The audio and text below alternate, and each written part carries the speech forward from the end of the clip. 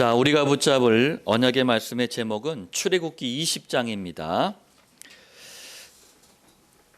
우상을 만들지도 절하지도 섬기지도 말라라는 제목입니다.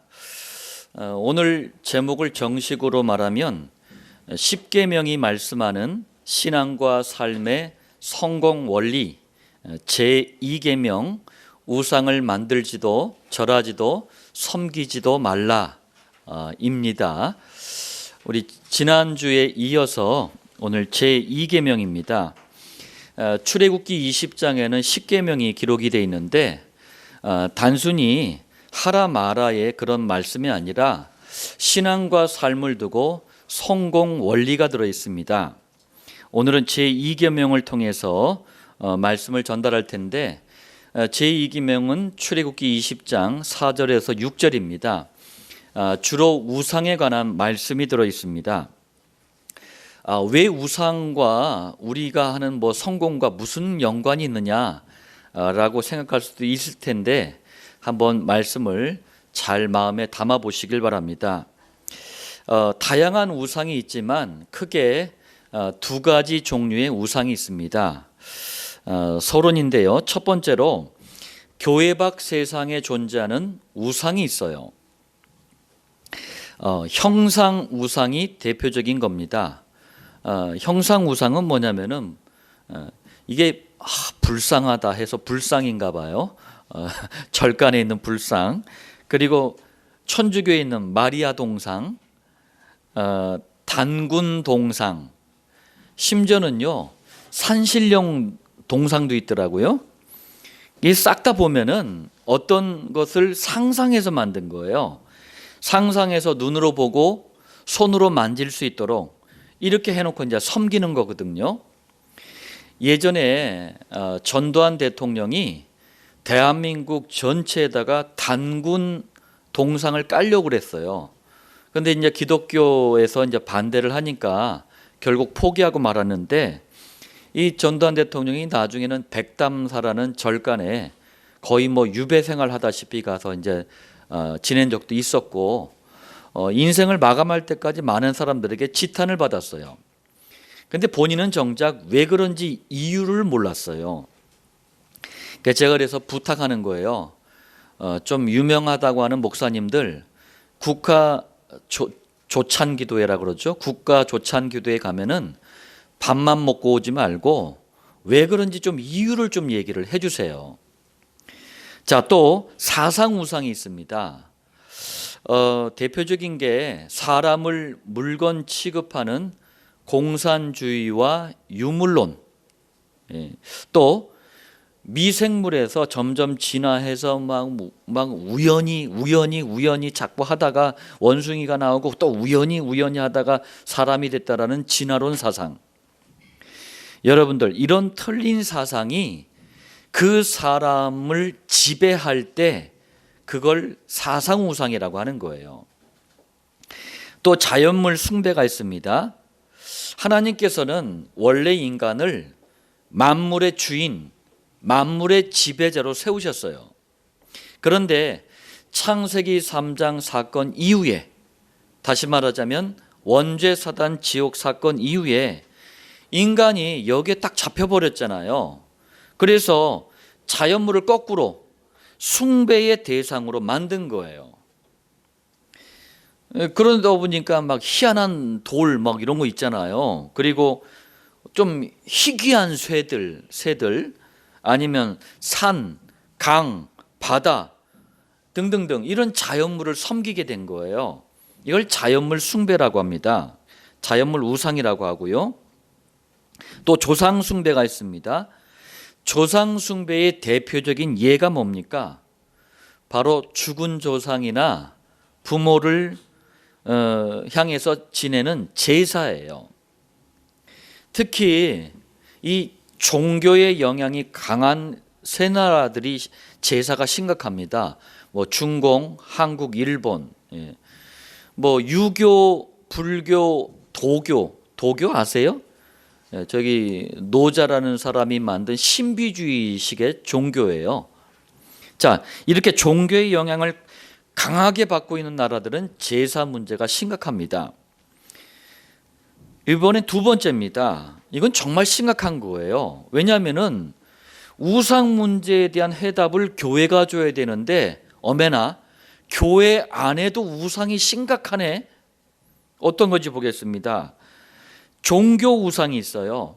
이게 뭐냐면은 마태복음 16장 14절처럼 예수님을 그리스도로만 믿어야 되는데 사회주의 운동을 상징하는 세례를 주는 요한, 신비주의 운동을 상징하는 엘리야, 박애주의 운동을 상징하는 예레미야, 또 경건주의를 상징하는 선지자, 이렇게 알고 따르는 것을 종교 우상이라 그래요. 대한민국 교회뿐만 아니라 전 세계 교회 안에 종교 우상이 너무나 심각합니다. 그러니까 교회가 시대를 향해 세상을 향해 아무 영향력을 발휘하지 못하고 있는 거예요. 또 미신 우상이 있습니다. 대표적인 미신 우상이 신비주의예요. 아니, 왜 신비주의가 미신입니까? 여러분들, 요한복음 4장 24절에 하나님은 영이시니, 무슨 말씀이죠? 하나님은 영이시라 만지거나 보이거나 느낄 수 없다는 말씀이에요. 그래서 예배하는 자가 영과 진리로 예배할지니라. 눈에 보이지 않고 만질 수도 느낄 수도 없기 때문에, 체험할 수 없기 때문에 영이신 하나님을 어떻게 우리가 체험합니까? 성령님의 역사, 그리고 진리라 그랬어요. 영은 성령님입니다. 진리는 뭡니까? 그리스도의 복음이 진리예요. 이 그리스도의 복음 진리만 선포되는 예배를 통해서 영이신 하나님과 교제하는 거예요. 하나님이 우리에게 주신 가장 성경적인 공식적인 방법, 하나님을 체험하는 방법이 예배예요. 그런데 이 영이신 하나님을 육신, 이 몸으로 어메나 체험할 수 있다고 자꾸 우기네. 그러니까 이걸 미신이라고 하는 거예요. 아니, 체험할 수 없는 걸 체험할 수 있다고 우기니까. 결국 신비주의라는 미신은 사단에게 속는 거예요. 저는 그래서 이렇게 얘기합니다. 완전히 망하는, 고상하게 망하는 지름길이다. 세 번째로 교권 우상도 있어요. 교권 우상이 뭐냐면은 초대교회에서 시작된 복음이 2000년 동안 전 세계로 퍼져나가면서 지금도 전 세계 많은 교회들이 세워졌잖아요. 이러다 보니까 자꾸 이익을 따라, 아니면 자기 주장을 막 이렇게 하다가 여러 개의 교파, 교단, 또 파벌이 생겨난 거예요. 저는 그래요. 그럴 수 있다. 왜냐하면 사람들은 워낙 끼리끼리를 좋아하니까 뭐 그럴 수 있다, 이렇게 생각되는데, 문제는 뭐냐? 교파나 교단을 만들어 가지고 지그들이 하나님이야, 하나님 행세를 하려고 그래. 그래서 막 교회들을 통제를 해요. 여러분들, 교단은요, 교회들을 함부로 통제하는 게 아니에요. 심지어는요, 복음 전하는 교회와 주의 종들을 핍박도 하네. 이걸 교권 우상이라 그래요. 초대교회 때 바리새 교회가 그랬어요. 복음 전하는 초대교회 가잖아요. 그러면은 구속시키겠대. 자꾸 말 안 듣고 가잖아요. 사형을 시켜버려. 그리고 가지 않더라도 초대교회 성도들하고 어울리잖아요. 인간적인 관계를 갖잖아요. 그러면은 절대 금지, 금종령이라 그래. 이걸 발을 묶어버리는 거야. 교권으로 초대교회를 눌러버린 거예요. 자, 그래서 여러분들, 교회 안팎으로 많은 우상들이 있습니다. 이 우상들이 단순한 게 아니에요. 여기에 사단이 역사하기 때문에 이건 심각한 겁니다. 우리 신앙과 삶의 성공 원리가 왜 지금 우상 얘기를 합니까? 여러분들 잘 생각해 보시길 바랍니다. 이 부분을 모르면은 우리 신앙과 삶은 절대 성공할 수가 없어요. 자, 서론 말씀을 가지고 본론 첫 번째입니다. 성경은 하나님을 떠난 인간을 향해서 어리석다 이렇게 말씀하고 있어요. 첫 번째로 시편 14편 1절입니다. 어리석은 자는 그의 마음에 이르기를 하나님이 없다 하는도다. 아니, 교회 다니는 사람들보다 훨씬 수준이 있더라고요. 훨씬 더 훌륭하더라고요. 교회 다니는 사람들보다 가진 것도 많고 배운 것도 많아요. 그런데 왜 어리석다라고 말씀합니까? 두 번째입니다.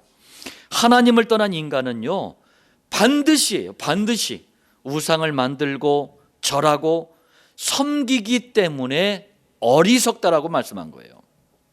들어보시길 바랍니다. 아니, 저도 인정해요. 교회 다니는 사람들보다 훨씬 수준 있고 훌륭해요. 그런데 왜 돌을 섬겨? 왜 나무를 섬겨? 강, 바다, 산, 자연을 왜 섬겨?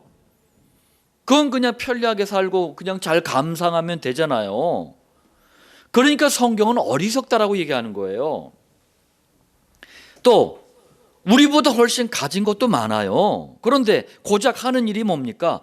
뭐 뱀, 용, 독수리, 호랑이 이런 짐승을 신처럼 하나님처럼 섬기기 때문에 성경은 어리석다라고 얘기하는 거예요. 제가 어느 집에 이제 전도하다가 어느 집에 딱 들어갔더니 달마도 그림이 있거든요. 달마 대사라 그래가지고 상상의 스님이에요. 그 달마도를 딱 집에 걸어놓으면 뭐 복이 온다고 그러네. 그래서 막 또 금필로 막 그린 달마도는 뒷답이 싸. 근데 그 옆에 보니까 막 호랑이 막 이러고 있는 거 막 그려놨더라고. 근데 막 이게 호랑이가 영험하대. 그래서 막 이거 돈 그냥 수백만 원 주고 샀다는 거예요. 그걸 보고 어리석다라고 하는 거예요. 배운 것도 우리보다 훨씬 많아요. 많이 배웠단 말이에요. 그런데 고작 하는 짓이 뭡니까? 제사 지내, 점을 쳐, 구슬해, 미신을 따라. 그러니까 어리석다라고 하는 거예요. 여러분들, 판사가 아무나 됩니까? 초중고 대학 내내 1등만 해야 돼요. 우리도 1등 해봤잖아요. 뒤에서. 이거 앞에서 1등 해야 된단 말이에요. 판사가 딱 돼가지고 뭐 하느냐? 이제 많이 배웠잖아요. 그러니까 수준이 있잖아요. 그러니까 남 모르게 자기 새 차 하나 뽑았는데 그 차고에서 컴퓨터로 돼지머리 이런 거 컴퓨터 그림으로 빼놓고 그 앞에서 고사를 지내, 점을 해, 절을 해 막. 그러니까 어리석다라고 하는 거예요. 세 번째입니다. 그럼 이렇게 얘기할 수도 있어요. 뭐 그럴 수도 있는 거지. 뭐 우상도 만들고 절하고 뭐 섬겼다고 그게 왜 어리석습니까? 한번 들어보시길 바랍니다. 원래 인간은 만물의 지배자였어요. 만물의 임금이었어요. 창세기 1장 28절에 하나님이 그들에게 이르시되 생육하고 번성하여 땅에 충만하라. 그 다음에 뭐라고 말씀하십니까? 땅을 정복하라. 모든 생물을 다스리라. 만물을 정복하고 다스리는 존재가 인간이었어요. 그런데 창세기 3장 사건으로 이 자리를 마귀에게 빼앗겨버렸어요. 이때부터 지배하고 다스려야 될 그 만물을 거꾸로 숭배하는 인생으로 추락을 해버린 거예요. 이걸 우상숭배라 그래요. 우상숭배는 단순해 보이는 일 같지만 실제로는요, 마귀를 섬기고 숭배하는 일이기 때문에 이게 보통 심각한 문제가 아닌 거예요. 그리고 하나님께서 세워두신 창조의 질서가 있잖아요. 창조의 순리가 있잖아요. 이걸 엉망으로 만드는 거예요. 물고기, 물속에, 새, 하늘에, 나무, 땅속에, 땅에 뿌리를 내려야 돼요. 이게 하나님이 세워주신 창조의 질서고 순리예요. 인간은 하나님과 함께 그러면서 그 만물을 지배하는 임금이었단 말이에요. 그런데 이걸 거꾸로 만들어 놔버린 거예요. 그러니 하나님께서는 어리석다라고 말씀하는 거예요. 자, 본론 두 번째입니다. 하나님께서 우상을 만들거나 뭐 절하거나 섬기지 말라고 금지하신 이유가 있어요. 교회를 좀 아는 불신자들, 또 복음을 전혀 모르는 교인들, 심지어는요 일부 목사들도 하나님을 향해서 이렇게 얘기하는 사람들이 많아요. 하나님을 딱 보니까 성품이 너무 너그럽지 않다, 너무 잔인하다. 아니 우상 좀 섬겼다고 3, 4대까지 그렇게 박살을 내놓냐? 생각이 좀 너무 좁고 꽉 막힌 분이다. 왜 자꾸 교회는 하나님만 섬기라고 말하냐? 다른 신들 인정 안 하냐? 너무 그 편협된 거 아니냐? 이렇게 얘기를 해요. 나는 그렇게 말하는 목사들 왜 목사 됐는지 모르겠어. 자, 첫 번째입니다. 이유를 한번 보세요. 우상을 만들고 절하고 섬기는 것은 곧 눈에 보이지 않게 우상을 붙잡고 역사하는 사단을 섬기는 것이기 때문에 금지하는 거예요. 자, 사단을 섬기는 것을 구약 성경 곳곳에 보면은 영적인 음란한 행동이라고 이렇게 말씀하고 있어요. 그렇기 때문에 하나님은 여기에 굉장히 진노하시는 거예요. 심한 분노를 우상 숭배하는 현장에 하나님은 나타내시는 거예요. 사단을 섬기는 거기 때문에. 그리고 우상 숭배는 영적인 음행이기 때문에요. 사단이 받아야 될 저주, 원래 사단이 받아야 될 저주인데 이걸 우상 숭배하는 그 자신도 똑같이 받아버리는 거예요. 이러면 엄청나게 비참한 인생이 됩니다. 그러니까 우상 숭배하지 말라는 거예요. 두 번째입니다. 우상을 만들고 절하고 섬기는 게 단순하게 보일 수 있어요. 뭐 동네 입구에 뭐 천하대장군, 지하여장군 세우는 게 단순해 보이기도 해요. 막 솥대 같은 거 만들어 놓고 하는 게 단순해 보이기도 한다니까요. 그런데 여기에 심각한 영적인 문제가 오기 때문에 금지하는 거예요. 한번 생각해 보세요. 하나님은 진노하시지, 사단은 계속해서 막 역사하면서 속고 당하지. 이러니까 영적인 문제가 올 수밖에 없는 거예요. 영적인 문제가 드러날 때는요, 정신병. 그래서 정신병은 약이 없어요. 원인도 몰라요. 불치병, 난치병, 희귀병, 사건, 사고, 저주, 재난, 이렇게 영적인 문제가 나타나요. 제가 현장에 나가서 복음 전할 때 이런 분들 무수하게 만납니다. 싹 다 보면 다 우상 섬기는 집안이야. 우상 숭배로 오는 악한 영향력이 자손의 3, 4대까지 심각하게 내려갑니다. 그러니까 금지하는 거예요. 출애굽기 20장 5절을 보세요. 그것들에게 절하지 말며 그것들을 섬기지 말라. 무슨 말이에요? 우상 숭배하지 말라라는 말씀이에요. 왜요? 우상 숭배는 뭡니까? 나를 미워하는, 여호와 하나님을 미워하고 경멸하고, 경멸이 뭡니까? 아주 깔보고 업신여기는 거예요. 그리고 무시하는 거예요. 그리고 미워하는 정도가 아니라 죄를이라 그랬어요. 죄를. 우상 숭배는 죄예요. 그래서 뭐라고 말씀하십니까? 갚되. 죄는 반드시 대가가 따르잖아요. 아버지로부터 아들에게로 3, 4대까지 이르게 하거니와 자손의 3, 4대까지 악한 영향력이 내려가는 거예요. 이걸 대물림이라고 합니다. 역술인협회, 이 점쟁이들 역술인협회 회장까지 지낸 백운산이라는 사람이 있어요. 본명이 유영세라는 사람인데 이 사람이 자기 딸 사주팔자를 딱 본 거예요. 딱 보니까 심각해. 그래서 딸에게 어렸을 때부터 얘기한 거예요. 야, 네가 사주팔자를 보니까 결혼과 이혼을 계속 반복할 팔자야. 그러니까 그때마다 상처받지 말고 절대 낙심하지 마. 이렇게 얘기한 거예요. 그래서 딸이 이제 어른이 딱 됐는데 어메나 진짜 결혼과 이혼을 반복하는 첫 번째 결혼, 가수 이승철하고 결혼을 했어요. 누군지 아시겠어요? 그럼 강문영이에요. 근데 결혼하자마자 얼마 있다가 또 이혼했어.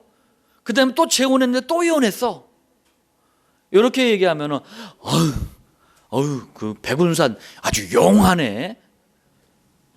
이런 어리석은 생각을 할 수도 있겠습니다만 여러분들 한번 생각해 보세요. 진짜 제대로 된 아버지라면 사주팔자 얘기할 게 아니고 거기서 빠져나오는 길을 말해줘야 되는 거 아닙니까? 그리고 아버지가 우상숭배해서 딸이 그렇게 저주를 받는 거 아니에요. 뭐 사주팔자 잘 본다고 자랑할 일이 아니란 말이에요. 나와서 그런 자랑하고 있더라고. 세 번째입니다. 우상을 만들고 절하고 섬기면 개인, 가정, 가문, 지역, 사회, 국가 싹 다 망하기 때문에 금지하는 거예요. 제가 중고등학교 대학 다닐 때는 이제 학교에서 가르치는 세계 역사를 봤어요. 한국사, 세계 역사. 그러다가 이제 대학 때 들어가서 사회주의를 접하면서 이제 유물사관이라 그래가지고 공산주의라는 이 시각으로 세계 역사를 봤어요. 그러다가 헤매다가 29살 때 복음을 듣고 이제 복음 안에서 한국과 세계 역사를 봤어요. 여러분들 언제 한 나라가 망하고 언제 한 개인이 망하고 또 언제 한 나라가 흥하고 언제 한 나라가 한 개인이 흥하고 우상을 가지고 한번 들여다보세요. 지금 잘 나가냐 못 나가냐 지금 강대국이냐 아니냐 이거 아무 상관없어요. 하나님께서 무너뜨리기로 작정하시면 아무리 잘 나가도 아무리 강대국이라도 소용없어요. 여러분들 로마 영토가 얼마나 대단한지 몰라요. 로마. 그 로마가 저기 작은 그 소수민족한테 완전히 박살이 나버렸잖아요. 1000년을 갈 줄 알았는데 우상숭배하면 예외 없이 싹 다 망합니다. 개인과 가정, 가문도 저주 때문에 스스로 몰락을 해요. 후손들도 저주 보따리를 안고 태어납니다. 저주를 안고 태어나니까 지능도 떨어지는 거예요. 건강도 떨어지는 거예요. 모든 것이 떨어지는 거예요. 그러니까 몰락할 수밖에 없는 겁니다. 이 우상에 대한 심각성을 성경은 너무나 구구절절하게 우리 주님은 너무나 가슴 애타게 말씀하는데 왜 오늘날 교회들은 우상에 대해서 말을 안 해? 구약 성경 내내 우상 얘기하는 거예요. 신약의 전도자들 다 뭐 했습니까? 우상과 싸웠다니까요. 제가 좀 이따 증거 보여드릴게요. 본론 세 번째입니다. 그럼 어떤 사람이 하나님의 역사를 그야말로 타고 가고 하나님의 응답을 제대로 받고 하나님의 완벽한 보호를 누렸습니까? 도대체 어떤 사람이? 성경과 교회 역사를 보면은요 한결같아요. 사단이 배후에서 역사하는 우상과 싸운 믿음의 사람들이 하나님의 역사를 타고 갔고 하나님의 응답을 받았고 하나님의 완벽한 보호를 누렸어요. 성경과 교회사를 통해 이걸 발견하면 왜 우상과 싸워야 되는지, 그리고 이것이 왜 신앙과 삶의 성공 원리인지 깨닫게 됩니다. 제가 복음을 딱 듣고요, 제가 살던 그 은행동을 딱 이렇게 둘러봤더니 어메나 무당집들이 그래 많네. 복음을 듣고 딱 이렇게 동네를 들여다봤더니 어메나 뭐 그냥 막 여호와의 증인들이 막 돌아다니고 몰몬 교도들이 막 돌아다니고 난리가 아니네. 전에는 그게 안 보였어요. 그러니 어떻게 합니까? 말할 수밖에 없잖아요. 첫 번째입니다. 구약시대에 우상이 무엇인지 이해하고 우상과 본격적으로 싸운 믿음의 사람이 바로 사무엘이에요. 사무엘은요 이 가장 호전적인 민족이 있었습니다. 호전적이라는 게 뭐예요? 아니, 전쟁을 즐겨, 잔인한 전쟁을 즐기는 게 말이 됩니까? 전쟁은 참혹한 건데 그 민족이 블레셋이에요. 지금의 저 팔레스타인입니다. 자, 블레셋과 전쟁이 뻥 터지니까 이스라엘이 위기에 빠진 거예요. 그러니까 이스라엘 백성들을 싹 다 미스바에 모이게 합니다. 그러면서 말씀합니다. 사무엘상 7장 2절로 14절인데 특히 3절에 너희가 전심으로 여호와께 돌아오려거든 이방 신들과 아스타롯을 너희 중에서 제거하고 너희 마음을 여호와께로 향하여 그만을 섬기라. 자, 여기서 나오는 미스바는 이스라엘이 이게 좀 약간 길다랗게 이렇게 돼 있잖아요. 땅이 강원도보다 좀 작든가 하는데 이 이스라엘이 동서남북 어디서나 이렇게 서로 와도 딱 거의 중간 지점이 미스바예요. 미스바에 그럼 모여서 뭐 했느냐?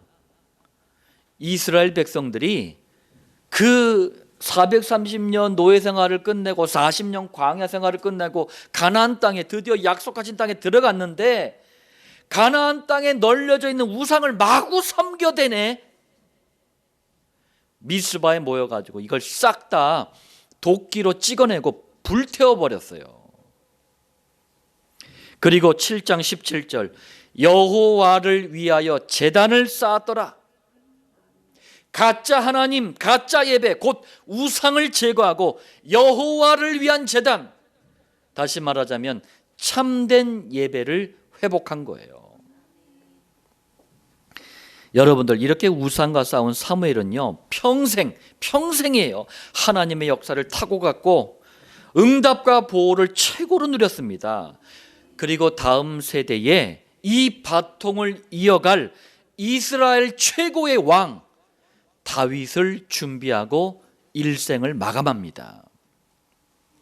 우상에 대해 알고 우상을 무너뜨리는 사람은 사무엘처럼 신앙과 인생의 진정한 성공의 주역이 될 수 있습니다.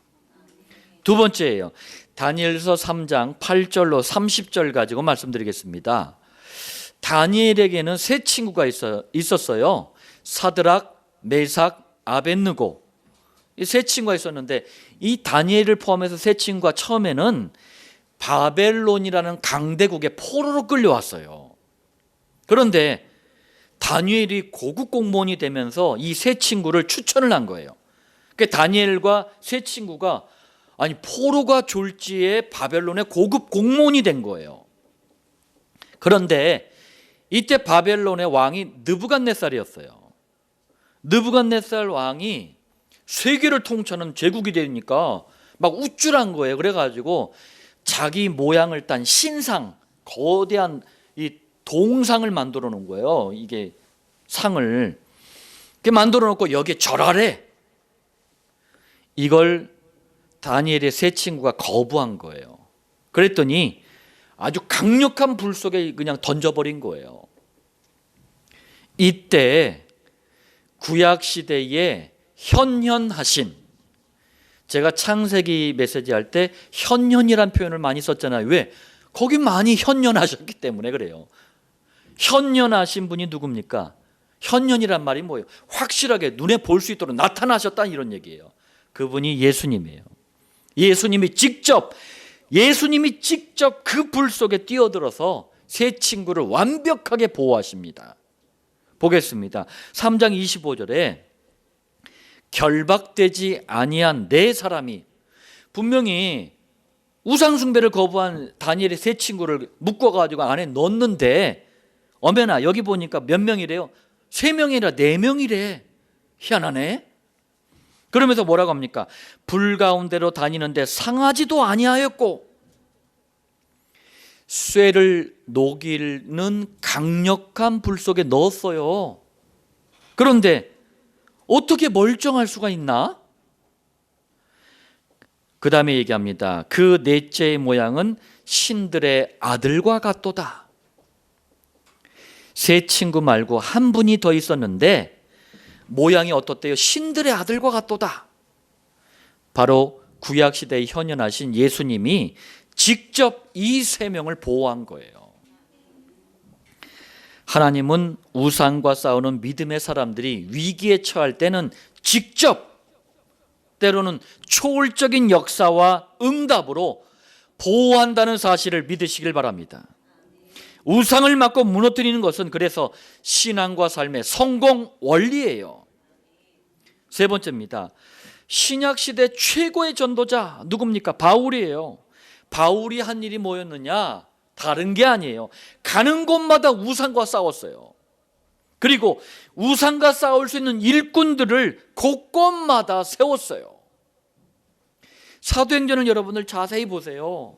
그리고 바울이 쓴 서신서들을 보세요. 싹 다 이 일한 거예요. 보겠습니다. 사도행전 13장에 바보, 이게 바보가 욕 아니에요. 바보가 이제 지역 이름인데, 바보라는 곳에 무당을 막 따로, 무당을 따르는 미신 우상에 잡힌 거예요. 미신 우상. 그래서 바보였나 봐. 그 미신 우상과 여기서 싸운 거예요. 바보라는 곳에서. 14장, 여기는 루스드라는 지역이에요. 루스드라에서 우상과 싸울 수 있는 일꾼, 차세대 지도자 디모데를 찾아냅니다. 16장, 빌립보에 갔어요. 거기서는 점쟁이를 따르는 또 미신 우상과 싸워요. 17장, 데살로니가에 갔어요. 이번에는 데살로니가에 가가지고 우상과 싸울 수 있는 일꾼을 세웁니다. 그게 야손이에요. 18장, 고린도에 갔어요. 고린도에 가서 우상을 꺾고 이 복음 전파를 위해서라면 목숨까지도 아낌없이 내놓을 수 있는 일꾼들을 찾아 세운 거예요. 그게 아굴라와 브리스길라 부부예요. 보세요, 여러분들. 한 시대에 가장 크게 쓰임 받았던 전도자, 신약 성경 14권을 기록한 전도자 바울은 우상과 싸운 일꾼이었어요. 네 번째입니다. 19세기 초에 일본한테 우리 나라를 빼앗겼잖아요. 그때 일본이 신사참배를 강요했어요. 신사참배가 뭡니까? 저기 일본의 왕이, 이 천황이 신이다 이 얘기예요. 그래서 신이기 때문에 절해야 된다. 이걸 누구한테 강요했냐면은, 물론 그때는 조선이었으니까 조선 사람들에게 강요했지만 특히 교회들, 목사들, 교인들한테 강요를 한 거예요. 그러자 대부분의 목사들과 교인들이 어떻게 한 줄 아세요? 자기 목숨 하나 건져보겠다고 신사참배는 우상숭배 아니다 이런 거예요. 그래가지고 그냥 마구초를 해댔어. 심지어는 저기 아예 일본까지, 그래도 원조니까, 신사참배 원조니까 원조한테 가서 절하는 게 좋다 해가지고 또 목사들이 다 일행이 다 배 타고 건너가가지고 일본에 가가지고 또 신사참배 거기서 또 했네. 그 사진까지 다 남았네. 그때는 나라가 안 망할 줄 알고 했나 봐. 자, 이런 때에 주기철 목사님, 손양원 목사님, 이런 믿음의 사람들이 일사각오를 한 거예요. 일사각오가 뭡니까? 목숨 한 개지 않느냐, 괜찮다. 복음을 위해서라면 죽어도 괜찮다. 이게 일사각오예요. 그러면서 우상과 싸운 거예요. 하나님은 이 분들의 이름을 후대까지 기억할 수 있도록 남겨두셨잖아요. 우상과 싸우는 일이 얼마나 중요한지 이름을 남겨놓으신 거예요. 그래서 출애굽기 20장 6절에 나를 사랑하고 내 계명을 지키는 자에게는 1000대까지 은혜를 베푸느니라. 정말 복음을 위해 그리고 우상 숭배와 싸운 신앙과 삶의 참된 성공을 누렸던 그런 믿음의 사람들이었던 거예요. 다시 한번 강조합니다. 우상을 막고 무너뜨리는 것은 신앙과 삶의 성공 원리예요. 자, 결론 말씀드리겠습니다. 우상을 나타내는 히브리어 단어가 있는데 여러 개예요. 여러 개의 히브리어 단어가 있는데, 왜냐하면 우상의 개념이 많아서 그래요. 여러 개가 있는데 그 중에 헤벨이라는 히브리어가 있어요. 헤벨이 뭐냐면은 우리가 코로 숨을 쉬잖아요. 그 숨결 이런 뜻이 있고요. 또 헛것 또는 한순간에 날아가 버리는 헛된 것, 그리고 한순간에 허무하게 사라지는 것, 뭐 등등 이런 뜻들이 있어요. 어떻습니까? 우상이 그렇다는 거예요. 우상이. 예. 자, 우상을 만들고 절하고 섬기는 사람들은 우상에다가 인생의 성공과 실패 모든 걸 걸어버려요. 우상에다가. 그런데 그게 뭐라고요? 헛것이 된다는 얘기예요. 한순간에 허무하게 사라지는 것이 된다는 얘기입니다. 이게. 그러므로 신앙과 삶에 성공하려면 우리에게 있는 모든 우상을 무너뜨리고 영원한 해답, 완전한 해답이신 그리스도를 붙잡아야 돼요. 이를 위해서 우리가 세 가지 실천하는 겁니다. 첫 번째, 그리스도는 신앙과 인생의 완전한 해답, 영원한 해답이잖아요. 그러니까 이 그리스도만 선포되는 강단 말씀에 그래서 집중하라는 거예요. 두 번째입니다. 그리고 그리스도라는 영원한 해답, 완전한 해답이 중요한 건 뭡니까? 나 자신의 해답이 돼야 돼요. 그러기 위해서 이 해답을 각인, 뿌리, 체질로 만들어야 되는 겁니다. 그 시간이 정시기도 시간이에요. 여러분들 2021년 시작할 때 그리스도께 인생의 모든 승부수를 던져라. 그러면서 52주를 왔어요. 오늘 마지막 52주입니다. 오늘부터 하는 모든 것은 다 마지막이라는 단어가 붙어요. 여러분들 한 해 동안 정시기도 성공했는지 빨리 점검하세요. 그리고 새해 2022년 바라보면서 이 결단부터 하세요. 나는 무슨 일이 있어도 정시기도 여기에 완전히 답을 내겠다. 세 번째입니다. 이 두 가지가 준비가 딱 되잖아요. 그럼 하나님은 이때부터 신앙과 삶 전체를 성공의 길로 자꾸 이끌어 가시는 거예요. 하나님이 이끌어 가야지만 인생에 누림이 있어요. 되어진다는 얘기예요. 자, 그럼 하나님이 성공의 길로 이끈다는 말이 도대체 뭡니까? 여러분들이 사는 지역이 있고요, 여러분이 하는 일이 있고, 여러분에게는 모든 만남들이 있습니다. 이걸 싹 다 하나님이 역사하시는 시간표로 끌고 들어오시는 거예요. 그러면은 지역, 일, 만남이 굉장히 의미가 있고 축복이 되는 겁니다. 이 장소가 바로 목장이에요. 2021년 마지막 주일 메시지가 우상을 만들지도 절하지도 섬기지도 말라. 자, 이 말씀 가운데 2021년 마지막 주 말씀을 전해드렸습니다. 여러분들 2022년 새로운 한 해에는 이 말씀의 성취를 여러분들 가정, 가문, 산업과 후대를 통해서 교회와 목장을 통해서 누리시기를 예수님의 이름으로 축복합니다.